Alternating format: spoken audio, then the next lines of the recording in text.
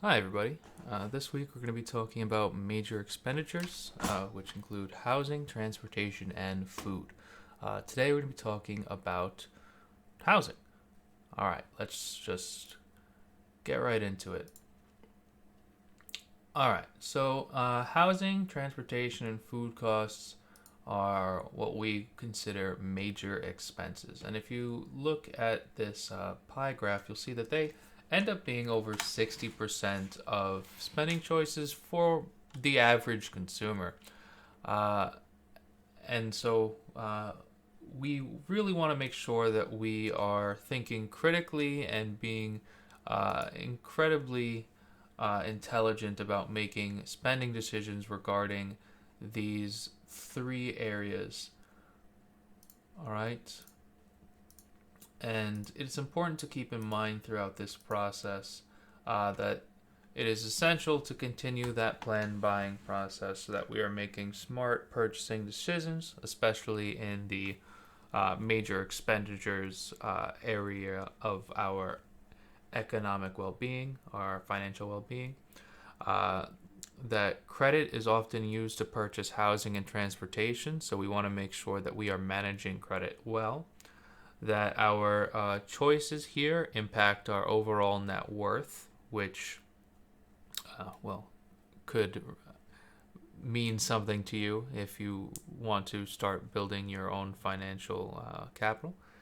And yeah, that these choices will affect our financial well being, which is another way of saying that it impacts our net worth.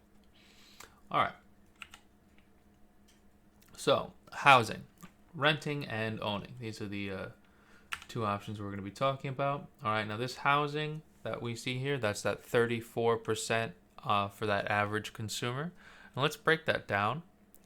All right. That's going to end up typically being something about 20% payment, about 7 to 8% utilities, 3% furnishing, about 3% household operations, and about 1% household supplies, things like toilet paper and, detergents, things like that. All right. Now, this tends to be the largest expense for most, as I said, and prices will vary based off of these three factors: size, location, and amenities. All right. And so when you're looking for a house to rent or buy, you need to make sure that uh, it meets your personal needs and your spending plan, and that you're able to figure out through the plan buying process where you can make your sacrifices, where you have your must haves, and, of course, what your budget is. All right, you might need to have a smaller home for the sake of living in a location that's better, or you might need to sacrifice some amenities in order to make sure that you have the size and location of where you need to go. So, for example, maybe you have this really nice apartment in New York City, right near your work. It has all the space you need for you and maybe a spouse or a roommate, and everything is a-okay. Um, but you might not have a washer dryer in your apartment, and maybe you have to share one with the building. That might be a sacrifice you have to make. Um, just examples. All right. So let's get some important terms defined. We have the landlord, rent, and tenant. Now, these are probably things you know already, but just in case, landlord, a person who owns a property and chooses to allow others to live there for rent. Rent is the price that is paid for use of someone else's property, and the tenant is the person who rents the property from a landlord. All right. In a large apartment complex or neighborhoods with large single-family rental homes that are in one big section, you sometimes won't find yourself working with one landlord per se, but in fact a property manager or management office. These are the same as a landlord. They just typically have more properties to manage. And you'll find that some of these processes will be automated when you're communicating with them. All right. So, what are some common rental expenses that we need to be looking at in our spending plans? All right. So, we have utilities. All or some of them might be included in rent. These include heat, electricity, water, sometimes even internet access, though that's a newer addition to what is considered utilities. Household furnishings. Some of these apartments come pre-furnished. Some of them you'll have to furnish yourself, and that's something that you need to consider. Renter's insurance. This is a really important thing to get if you are a renter, and that covers damage and loss to property in addition to liability losses. I think we might have talked about this in the insurance unit, but it's something pretty important to get. And then if your internet is not covered in what is paid for in utilities, you need to make sure that you can handle internet and phone. Television, you guys tend to phase out anyway if you just have Netflix or something, but that is also considered a communications payment. Okay. So when you're comparing properties, all right, we should do this first, all right? We should say, all right, let's make a list of what we must have in a property and what are things that we prefer but can live without. It says here, if possible, visit properties of interest.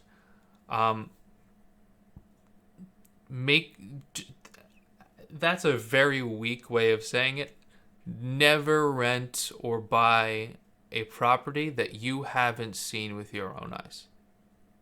Just never do it, because you don't know. You don't know how you feel inside the property until you are inside the property. Never buy sight unseen. And I don't mean go to the location and see it from the outside. Go in, walk around. If whoever's selling it to you or renting it to you doesn't want to show you the inside, you do not want to rent or buy it.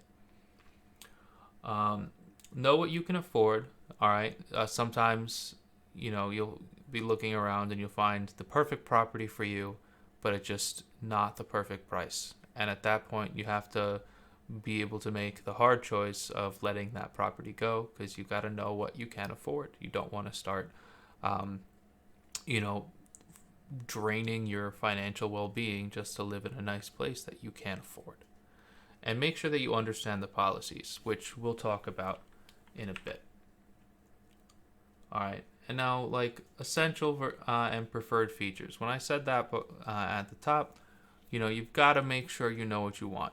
All right. Maybe it's essential that you get this location near a shopping center that has groceries and, other things that you need. Maybe it's essential that you live close enough to a family member. Maybe, your brother or sister recently had a child and you want to make sure that you can, visit your niece or nephew all the time. Or, maybe there's someone that you need to be nearby, or you don't have a car and you need to be really close to your work or close to a station where you can get on one of the trains. So you gotta, and then preferred features could just be, it needs to have a certain amount of size, because I just like the feng shui of this all. Or, I would prefer that it has ample space for me to store my pet lizard, things like that. Or that could be essential. Who knows? Now, what types of questions should we ask when we're comparing rental properties? All right, and we have this about the direct costs that we need to ask. Rent and length of rental. You need to know how much your rent is. Never let that be vague or ambiguous. Know what that is. You need to know when it is due, and you need to know what the rental contract length is. Some people will rent on a yearly basis where you sign a contract that you will be renting for the entire year, and some people rent on a month to month basis. You need to figure out what your landlord intends for this rental. Utilities. You need to ask who's responsible for each bill. Some people include utilities in your entire rent, and they'll pay for your electric, your water, your heat, and that will obviously increase the cost of rent, but you can sort of subtract that from the cost of your rent, and consider that the cost of your utilities, and it might end up actually looking like your rent is higher, but it's cheaper than it would be somewhere else. All right, like if you have two equivalent rental properties and one's renting for $1,600 and the other one's renting for $1,500, but the $1,600 one is covering your $250 of utilities, the $1,600 one is going to be cheaper. So keep that in mind. And amenities. What's available? Is it pre-furnished? Do you have access to a pool or a gym or a laundry location?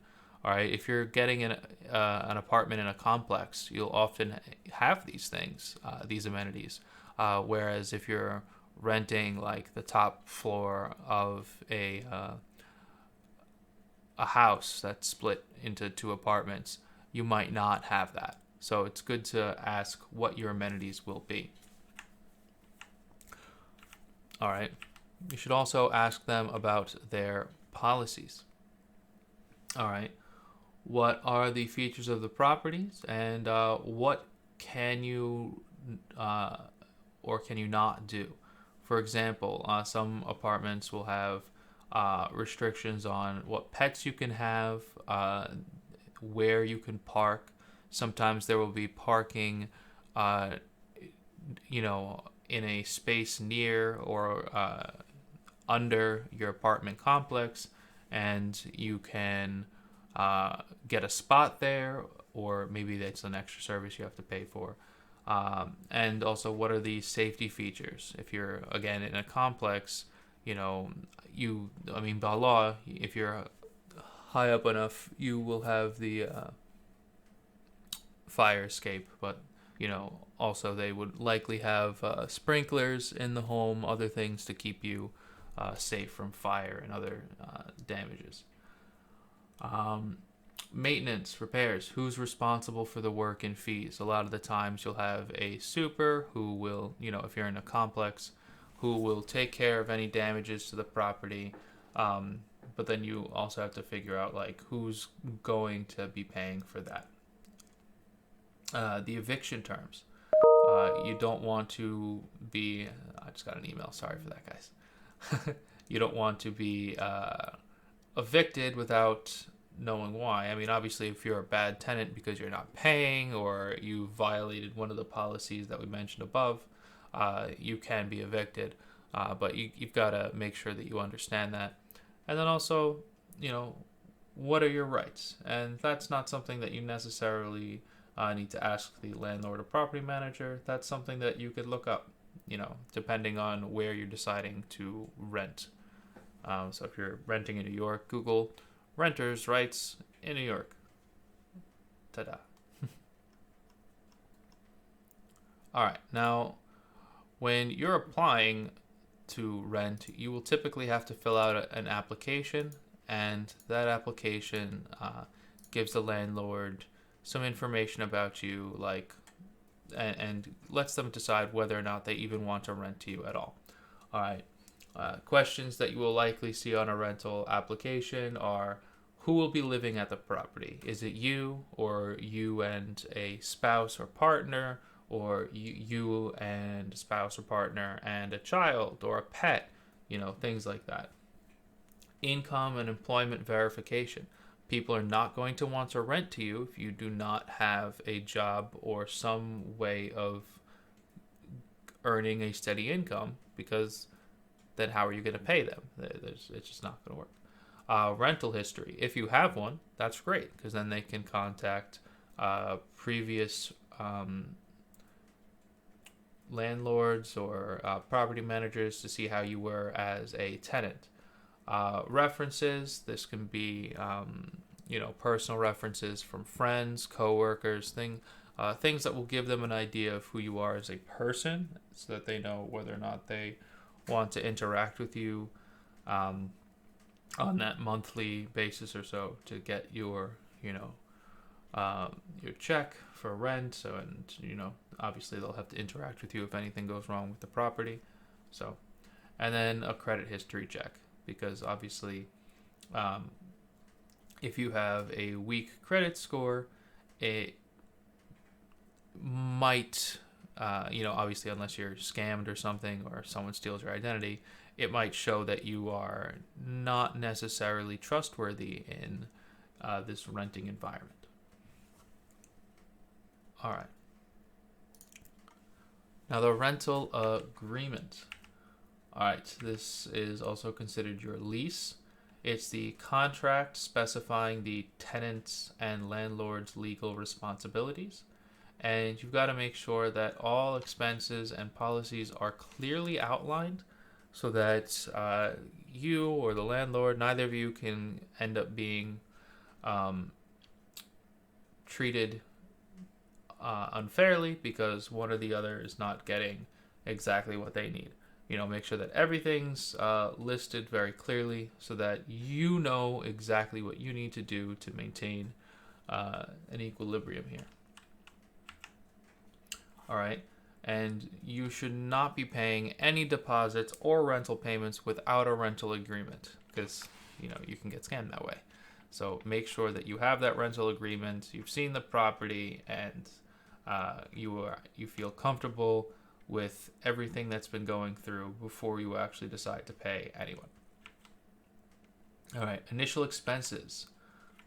All right, you will typically have one or both of these two things. Prepayment, you see this almost all the time. First and last month's rent. All right, so maybe you decide to sign a lease for a year-long rent. You will typically have that prepayment that will cover the first and last month's rent. This protects the landlord in case you decide you need to break the lease early. And it also makes people more likely to stay the full term of their lease. So, if you do stay the full term of your lease, this is not a loss at all. This is not an issue. And this will, end up being paid out to you once you live that final month there. But yeah, that you'll typically see that. And also a security deposit. This is money paid to the landlord to cover cleaning costs and damage repairs beyond normal wear and tear. And you'll typically get this back if you maintain the property well. So this is another one of those things where it's like, incentive to treat the location nicely. All right. Sometimes when you pay an additional month of rent upon signing your initial contract, your landlord has 1 month to return those to you. So this security deposit, if you pay that extra amount, it might be like an additional month's worth. They have a month to return those funds to you at the end of the lease. However, part or all of that deposit will be withheld depending on the condition of that property. So again, treat the property right. All right. If you treat it well, they can give it back to you. But also know that if you are treating it well and your landlord holds those funds, they don't return it to you, they must present you with a written list of damages and the amount of money needed to make repairs. And that way, if your deposit is larger than the amount that they have listed in the repairs and cleaning costs, they still have to give you whatever's left. But yeah, if they're not giving that money back to you, they have to give you that written list of damages. And that is going to cover rental properties. We're going to be talking about purchasing a home, but we'll we'll put that through tomorrow. But yeah, there you go. That should be that first set of 8 or so questions that we had in the note-taking guide. So make sure that you get those done. We'll talk about purchasing a home tomorrow, and then we will talk about transportation and food. All right, guys, don't forget to join the Discord if you haven't already, and I hope you have a wonderful day. Bye.